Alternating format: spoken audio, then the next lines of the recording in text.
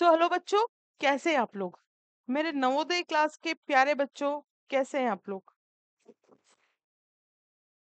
आप सभी अच्छे होंगे।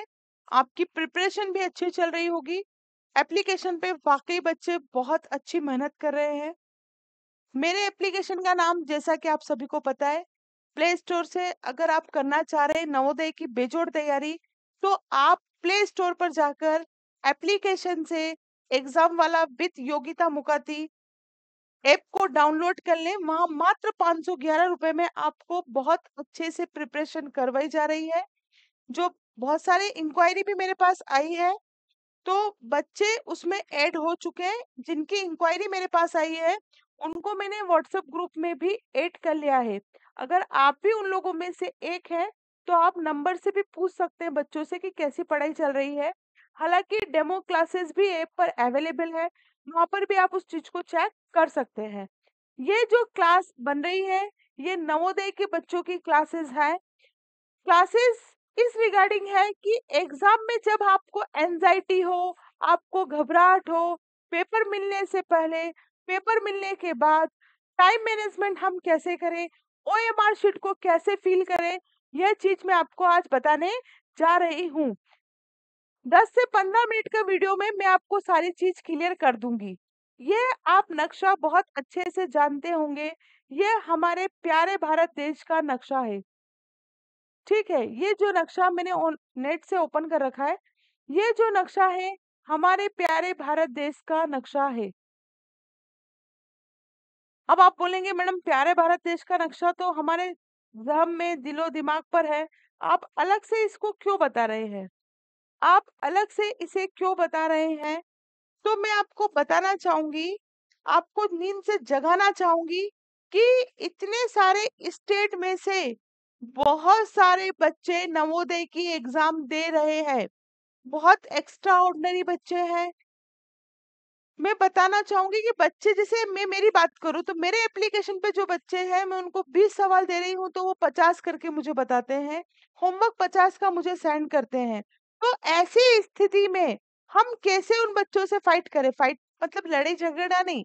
फाइट मतलब कि हम कंपटीशन में कैसे फतेह हासिल करें, उसके लिए हमें बेसिक चीजें भी पता होनी चाहिए। पढ़ाई तो इम्पोर्टेंट है ही, लेकिन उसके साथ साथ हम कैसे औरों से अलग हो जाए, हम कैसे औरों से अलग अपना स्थान बना ले, वो चीजें आपको पता होनी चाहिए। इस भारत देश में बहुत सारे बच्चे नवोदय के एग्जाम देंगे। ठीक है, नवोदय, सैनिक स्कूल, है ना, मिलिट्री स्कूल, सबके बच्चे बहुत तैयारी करते हैं। और 3-3 एग्जाम में बच्चे बैठते हैं ना, तो उनकी तो बहुत तगड़ी तैयारी होती है। तो हम बात करें सबसे पहले, अगर पेपर की, सबसे पहले अगर हम पेपर की बात करें, तो बेटा जो पेपर है, वो दोनों मीडियम, जैसे आपने दोनों, एक इंग्लिश मीडियम होगा, हिंदी मीडियम होगा, जैसे जिसके मीडियम्स है, उस मीडियम के अकॉर्डिंगली आपने क्या करा है, पेपर को फिल किया है पेपर को फिल। पेपर को हमने क्या करा है बेटा, फिल किया है। हिंदी मीडियम वालों ने हिंदी मीडियम में किया होगा, इंग्लिश मीडियम वालों ने इंग्लिश मीडियम में किया होगा। तो आप इस मुगालदे में कतई ना रहे। मराठी मीडियम वालों ने मराठी में, कुछ देखो भाषाएं उसमें लिखी हुई है। तो 22 अप्रोक्स हमारी जो है भाषाएं, संवैधानिक भाषाएं, और उसमें दी हुई है कि किस किस भाषा में आप क्या कर सकते हो, पेपर दे सकते हो। तो जिस भाषा में आपने पेपर, मतलब जो फॉर्म था उसमें फिल किया है कि हमें इस माध्यम से पेपर देना है, तो उसी माध्यम में पेपर आएगा।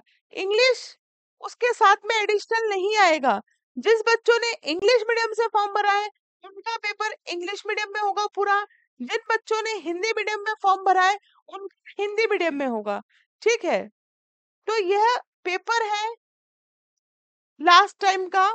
इस टाइप से मैंने निकालने की कोशिश की है आप लोगों के लिए। आप देखिए, ये इंग्लिश मीडियम का पेपर है।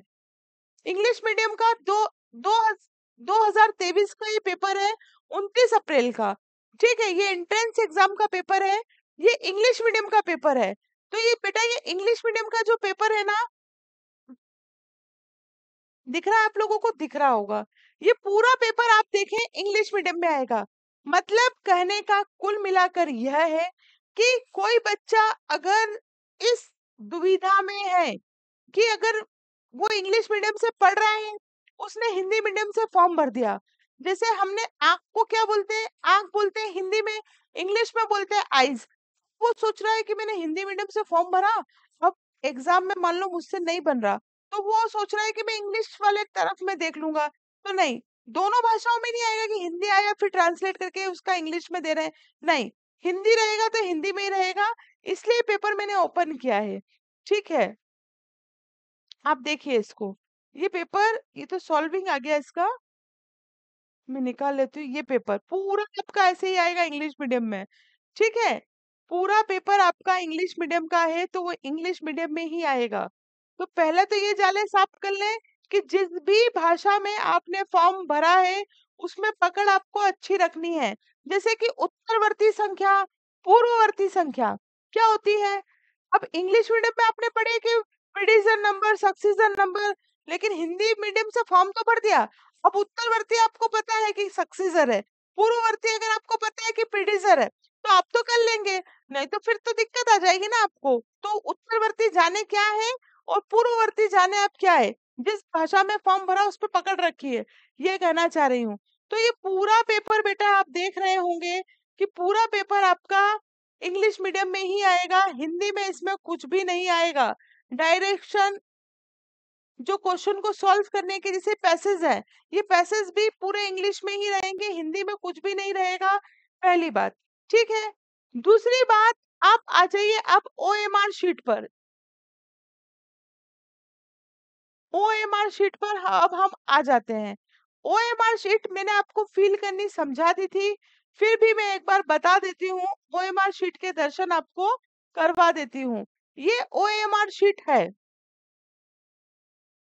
ठीक है, ये ओएमआर शीट है। इस तरीके से आपकी ओएमआर शीट रहेगी। ठीक है, 100 क्वेश्चन रहेंगे, 100 क्वेश्चन की ओएमआर शीट रहेगी। ठीक, अब ओएमआर शीट में अगर आप ऊपर यहाँ देखेंगे, अगर आप यहाँ देखते हैं ओएमआर शीट में, तो ऊपर आपको यहाँ पर दिखेगा। ये हालांकि आपके ओएमआर शीट में पीछे की साइड रहेगा। देखो क्या लिखा है यहाँ पर, ऐसे 4 गोले आपको भरने होंगे, 4 गोले आपको फिल करने हैं। यहाँ ऊपर लिखा होता है ए बी सी डी, यहाँ क्वेश्चन नंबर लिखे होते हैं 1 2 3 4 5 6 7, और यहाँ इसके सामने ऐसे सर्कल बने हुए होते हैं। ठीक है, आप क्वेश्चन पेपर को लेंगे, ये मैं पहले सर्कल बना दूं। इस तरीके से आपको 100 तक के क्या दिखेंगे बेटा? सर्कल दिखेंगे। ओके, क्वेश्चन पेपर बताती हूँ मैं आपको लास्ट ईयर का, पिछले साल का। ये पिछले साल का क्वेश्चन पेपर है, जूम करके देखना आप। इस तरीके से पेपर आया पिछले साल का। करना क्या है, आपने क्वेश्चन पेपर को लिया, तो सबसे पहले मैं आपको बताती हूँ टाइम मैनेजमेंट आपको कैसे करना है। आपने क्वेश्चन नंबर 1 पढ़ा, देखो इसमें निर्देश दिया है, पेपर में आपको पढ़ के सुनाती हूँ।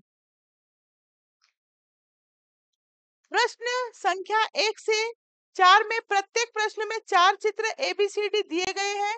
इन चारों चित्रों में 3 चित्र किसी विधि से एक समान हैं, जबकि एक चित्र अन्य से भिन्न है।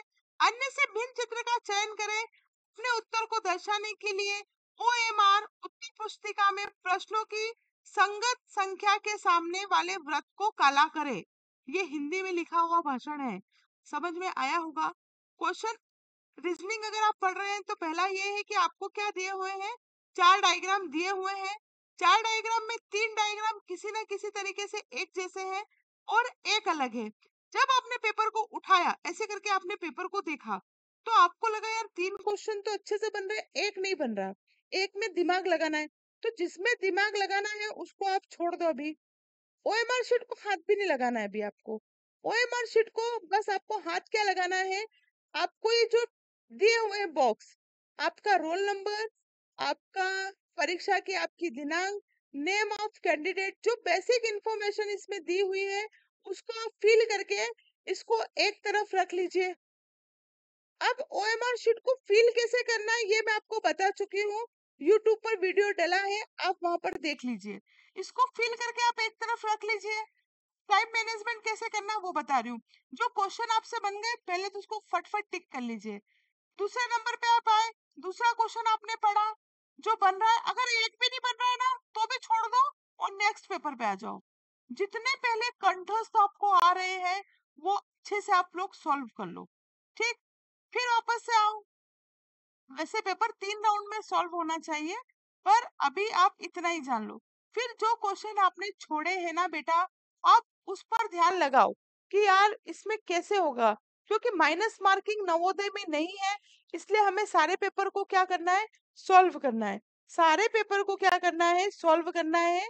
माइनस मार्किंग नवोदय में नहीं है। तो हम पेपर देखो, गलत करके आए तो गलत ही होगा, लेकिन तुक्का लगा के हम आ गए तो संभावना है शायद वो सही हो जाए, तो आपको मार्क्स मिल जाएंगे। तो छोड़ना तो कुछ भी नहीं है, आपको कुछ भी नहीं छोड़ना है। माइनस मार्किंग नहीं है इसलिए हमें कुछ भी नहीं छोड़ना है। पूरा पेपर अच्छे तरीके से सॉल्व करना है। अब ये जो ओएमआर शीट है, मान लीजिए आपको क्वेश्चन नंबर 1 का ए आपको फिल करना है, तो फिल कैसे करेंगे वो मैं आपको बता रही हूँ। लेकिन जो गलत तरीका है पहले मैं आपको वो बता रही हूँ। अगर मान लो ए सही है, आप उसको ऐसे करते हैं तो ये तरीका गलत है। अगर आप उसको आधे गोले में फिल करते हैं, ये तरीका भी गलत है। किसी भी तरीके से अगर आप उसको आधे गोले में फिल कर रहे हैं तो ये तरीके आपके क्या है, गलत है। ठीक, इस तरीके से आपने कर दिया, ये भी गलत है। आपने अगर उस पर टिक लगा दिया कि ए ऑप्शन सही है, यह भी तरीका आपका गलत है। तो सही तरीका क्या है मैडम, सही तरीका ये है कि आपको गोले को पूरे तरीके से अच्छे से क्या करना है, फील करना है, अच्छे से भरना है।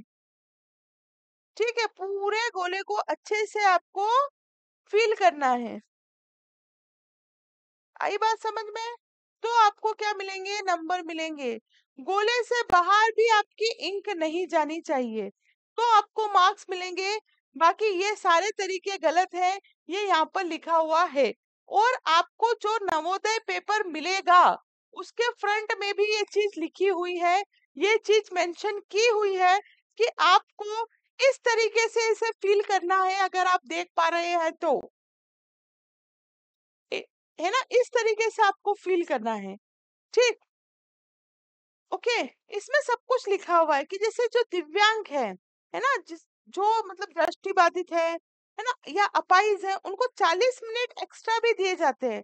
उसका सर्टिफिकेट लगता है, डायरेक्टली मत चले जाना, है ना, एक दिन पहले बात करके आना तो वो पूरा आपको बताएंगे। तो इसमें सारी चीजें लिखी हुई है कि कितने पृष्ठों की है। देखो, जब आपको क्वेश्चन पेपर मिले और आपको टीचर बोले इसकी सील को ओपन कीजिए, तो सील को ओपन करने के बाद आपको क्या करना है, सबसे पहले आप पेपर को चेक कर लें। सबसे पहले आप पेपर को चेक कर लें। कैसे चेक कर लें, सबसे पहले चेक करना है आपको, देख लो कि सारे क्वेश्चन छपे हुए तो है ना। वैसे ऐसी मिस्टेक नहीं होती है, लेकिन सावधानी जरूरी है। देख लिया आपने सारे क्वेश्चन छपे हुए हैं, टोटल क्वेश्चन ऑफ नंबर 80 है कि नहीं, ये चीजें आप देख लो। ये छोटी छोटी चीजें जो आपको ध्यान में रखनी होगी। ठीक, इतनी बात आपको समझ में आ गई, ये चीज आपको समझ में आ गई। एग्जाम हॉल में जाए तो आपको फालतू बात किसी से नहीं करनी, आराम से बैठिए। टाइम है तो क्लोज योर आईज और टेक अ लॉन्ग ब्रीथ, लंबी सांस ले। माइंड को बिल्कुल घर पे हलवा पूड़ी भजिया बना सबको भूल जाओ। सिर्फ एग्जाम हॉल, आप और आपकी कॉपी और आपकी तन्हाई, इसमें ही आपको एग्जाम में फतेह हासिल करनी है। टाइम को वेस्ट नहीं करना है। टॉयलेट पानी वैसे तो वो जाने नहीं देंगे, बार बार पानी नहीं मंगवाना है कि मैडम पानी, सब कंप्लीट होके बैठो। ठीक है, सब काम आपको कंप्लीट करके बैठना है, तभी टाइम मैनेजमेंट होगा। जो सवाल आपको अच्छे से आ रहे हैं मैथ्स में, उसको दोबारा करने की कोशिश मत करो कि पीछे और करके देख लेते हैं, टाइम कम पड़ जाएगा। ठीक, तो इस तरीके से आपको क्या करना है, टाइम मैनेजमेंट करना है। जो सवाल अपने को अच्छे से आ रहे हैं पहले उसे सॉल्व कर लो। जो आपको लग रहा है कि नहीं यार ये सही हो सकता है, 50-50 डाउट है, उसको सेकंड राउंड में सॉल्व कर लो, और जिसमें ज्यादा ही दिमाग लगाना पड़ रहा है उसको थर्ड राउंड में करो। एक बेल 5 मिनट पहले बेल लग जाती है, आपके 2-3 क्वेश्चन छूट गए, सॉल्व करने का समय है नहीं, तो खाली मत छोड़ो, जो ऑप्शन अच्छा लग रहा है उस पर टिक करके आना है, हमें छोड़ना नहीं है। ठीक है, तो आप बिल्कुल बने रहे बेजोड़ तैयारी के लिए।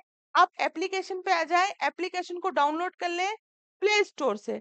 आई आपको बात समझ में? आशा करती हूँ कि आपको ये वीडियो अच्छा लगा होगा। आप कमेंट सेशन में जाके कमेंट्स करें, वीडियो को लाइक करें और अधिक से अधिक लोगों को शेयर करें। नेक्स्ट वीडियो में हम बहुत जल्द मिलेंगे। तब तक के लिए जय हिंद, जय Bharat. Thank you very much.